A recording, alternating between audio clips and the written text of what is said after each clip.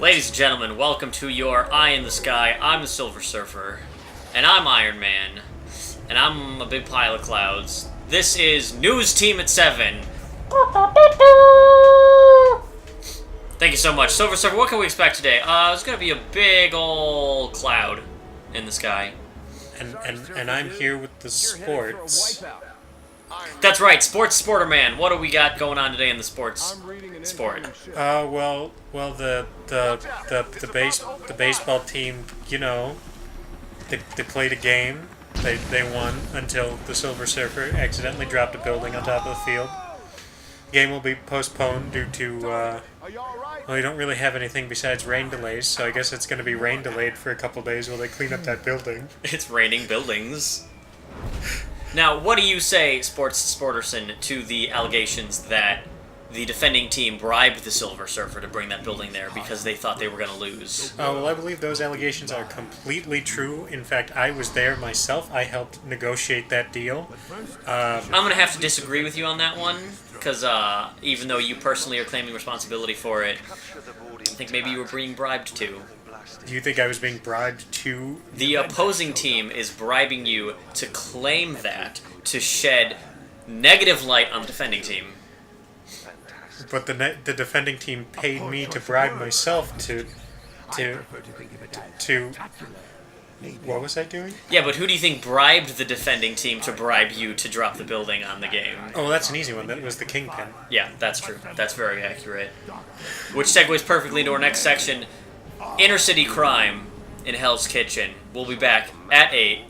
Thank you so much. This has been News Matherson.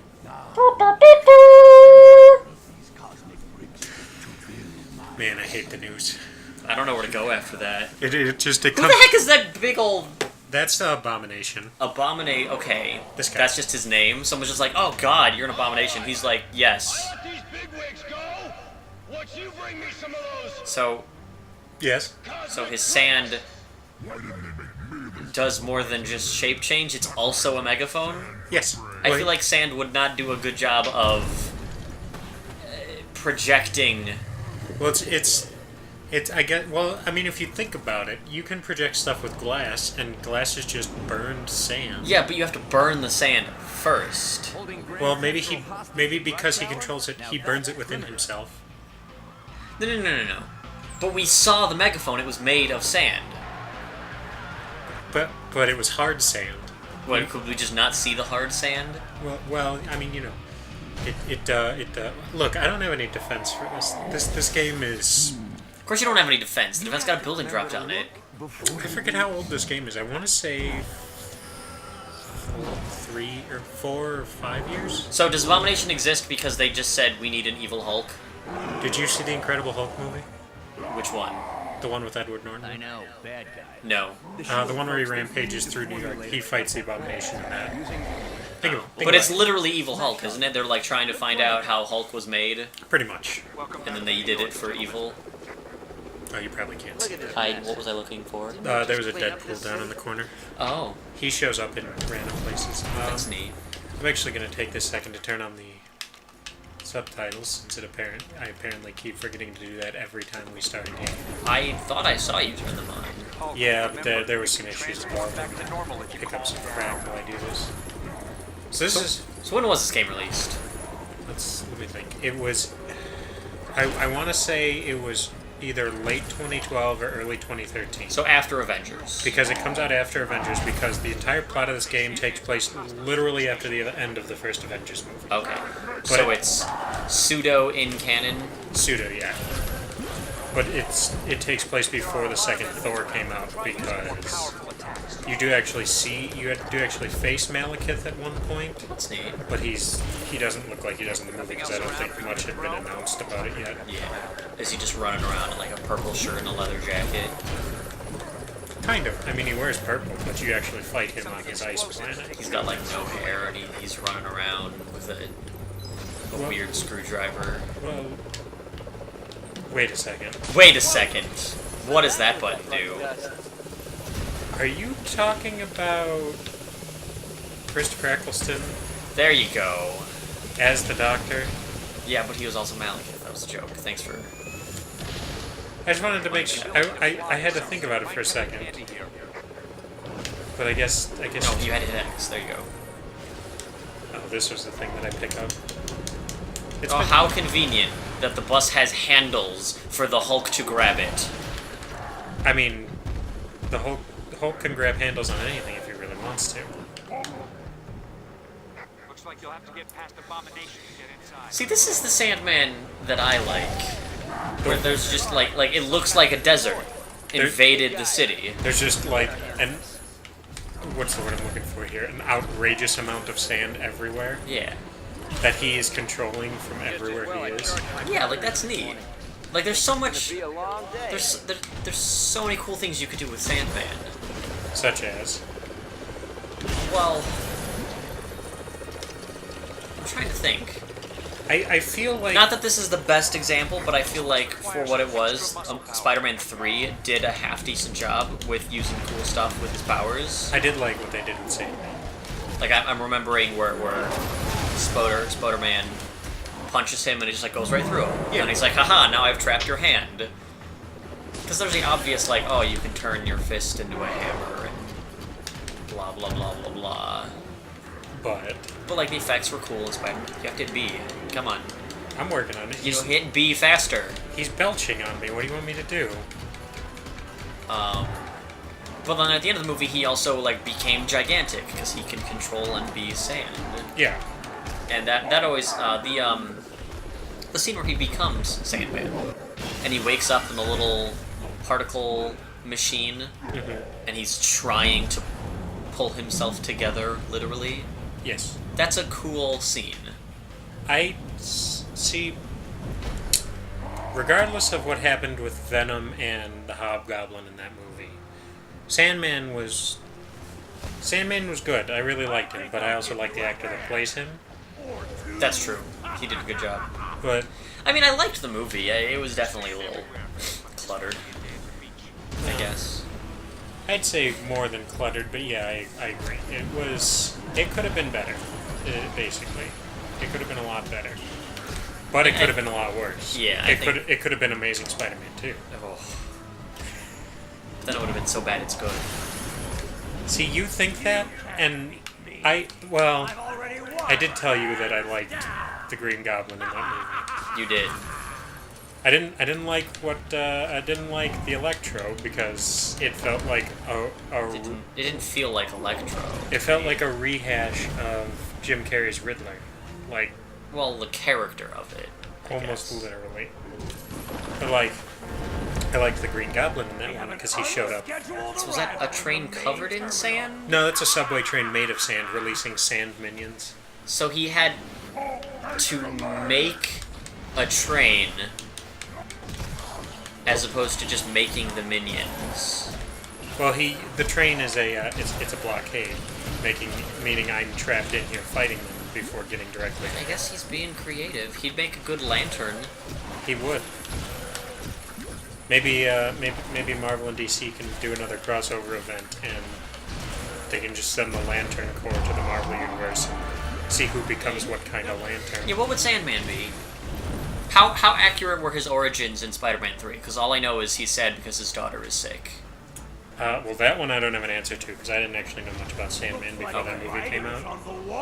I don't think he had like a sad backstory like that. I think he was just like a generic Guy with powers that robs banks. Yeah, pretty much. I don't know if I would say fear. Because, like, I could see fear, but if he's a villain, I don't know. Yeah, I'm...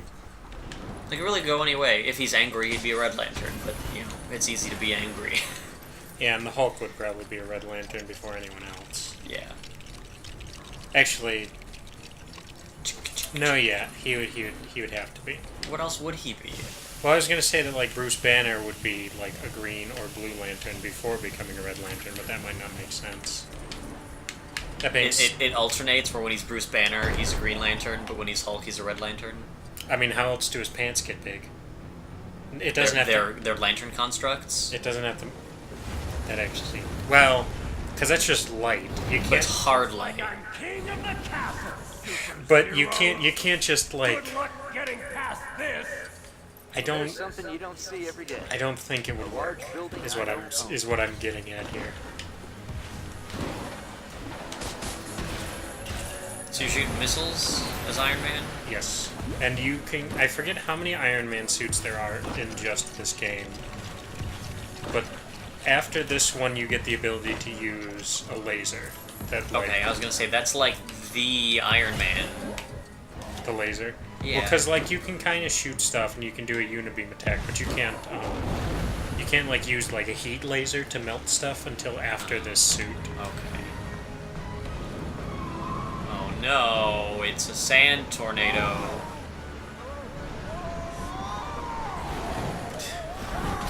Well, okay, bye. Wow. See, you could have done that a while So much ago. for taking the subway down to the Bugle. Guess I'll just have to fight my way through. I always see the way, I love the way they have to, Dude, like he's The- holding the web. like he's making the webs. Like, okay, so now just suddenly he's holding a white block and that's his web. Spider-Man. You I like- Avenger guys are I like- really great at making a mess. Because I have basically every one of these Lego games, aside from the third Lego Star Wars and the 2 Indiana Joneses. But I like how in all these ones, all this weird, like very specific Lego stuff will happen where you can see that he has to like create his webs like that, and nobody thinks it's weird, but it's always pointed out in the Lego movie game because Emperor always says I get in my own way. Sure. I'm I've not- never really played any of these, so I'm I'll not- take your word for it. I'm not sure where I'm going with this. Well, Yeah, you're doing what I do, where you just kind of ramble off, and I think there's a point to your story. maybe there was when I started, but I kind of forgot whatever it was. Cool. What was I going to say? Oh, no, well, I mean, you haven't played it, but you watched me play Lego Dimensions that one time. Yeah, but it's kind of its own thing. It is. Well, not for much longer, but yeah, it is. Well, even when it's discontinued, it's still its own thing. It doesn't stop existing because they discontinued it. Well, maybe it should. That would be really strange. Although it does mean that a lot of the stuff that I don't have is about to get real expensive. So you'd better get it now if you still want it. Yeah, that's kind of what I've been thinking, but like, how much do I want it? Is the real Oh, I real don't know. problem. That's the real. What's the word I'm looking for here? Question? Question, maybe. Conundrum? What is your web holding onto? Look. Oh, they're doing Spider-Man 1 What is it? physics. They did this in Spider-Man 2, didn't they? No, they didn't. I thought- Spider-Man 2 was the good one. I thought Spider-Man 2 was the one where it was weird, but Spider-Man 3 was the one where you finally had to be near a building to swing on Nope, it. Spider-Man 2 is the good one. Spider Okay. That is universal. Anyone on this planet that But, likes Spider-Man games will at one point say, Spider-Man 2. Like that. well, Spider-Man 2, the movie and the game are both very, very good.